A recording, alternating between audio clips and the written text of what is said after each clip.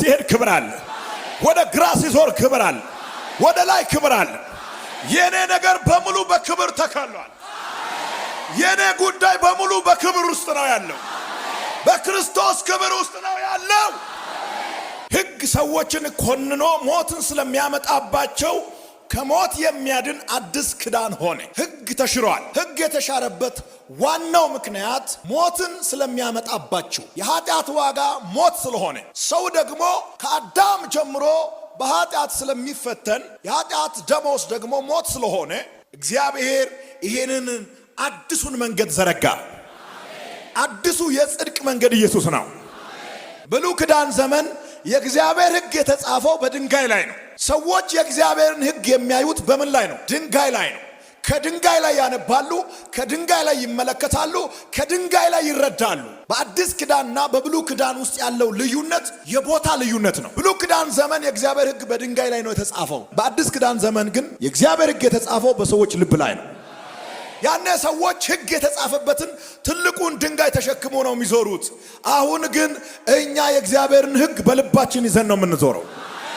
ሕጉን ይዘን ነው የምንዞረው። ሕጉ ከድንጋይ ወደ ሰው ልብ ነው የገባው። ቦታ ነው የቀየረው። ሕጉ አልተሻረም። የእግዚአብሔር ሕግ አለ። አትግደል የሚል ሕግ አለ። አትዋሽ፣ ባልንጀራህን እንደራስህ ውደድ፣ መልካምን አድርግ የሚለው የእግዚአብሔር ሕግ ሙሉ በሙሉ አለ። ያለው ግን ድንጋይ ላይ ሳይሆን ልብ ላይ።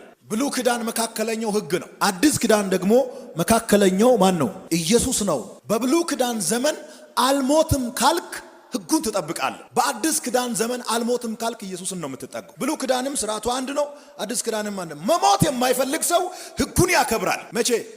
ብሉይ ኪዳን ዘመን። መሞት የማይፈልግ ሰው የእግዚአብሔርን ሕግ ያከብራል። እያከበረም ይሞታል። ለምን? ሙሉ በሙሉ ማክበር አይችልም። ከ600 በላይ ሕግ አለ። አይሁዳውያን ያወጡት ቅራቅንቦ ሕግን እየወለደ አንቀጽን እየወለደ ሕጉ ሄዶ ከ600 በላይ ሆነ። እንኳን 600 አንዱ አቅቶናል። 5ቱ 6ቱ 7ቱ አቅቶናል። መዳን ከፈለክ 600ንም መጠበቅ አለብህ። 599ን ጠብቀ አንዱን ካጎደልክ ሕጉ ይገላል። ለመዳን ሕጉን ማክበር አለብህ። ሕጉ የሚለውን ሁሉ መፈጸም አለብህ። በአዲስ ኪዳን ዘመን ደግሞ መሞት የማይፈልግ ሰው ኢየሱስን መጠጋት አለበት። መላእክትን ተጠግቼ ቅዱሳንን ተጠግቼ እድናለሁ አይሰራም። ኢየሱስ ብቻ ነው መካከለኛው። ከእግዚአብሔርና ከሰው መካከል የቆመው ማን ነው? ኢየሱስ ነው። ኢየሱስ የሕይወት ምንጭ ነው። ኢየሱስ የሕይወት ምንጭ ነው። ሁሉ በእርሱ ሆነ፣ ከሆነው አንዳች እንኳን ያለ እርሱ አልሆነም። የሕይወት ምንጭ ሁሉ የመጣው ከእርሱ ነው። ኢየሱስ የሕይወት ሁሉ ምንጭ ነው። መኖር የሚፈልግ መጽደቅ የሚፈልግ የእግዚአብሔር ቤተሰብ መሆን የሚፈልግ ስሙ በሕይወት መዝገብ ላይ እንዲጻፍ የሚፈልግ ሰው ክርስቶስን መጠጋት አለበት። ኢየሱስ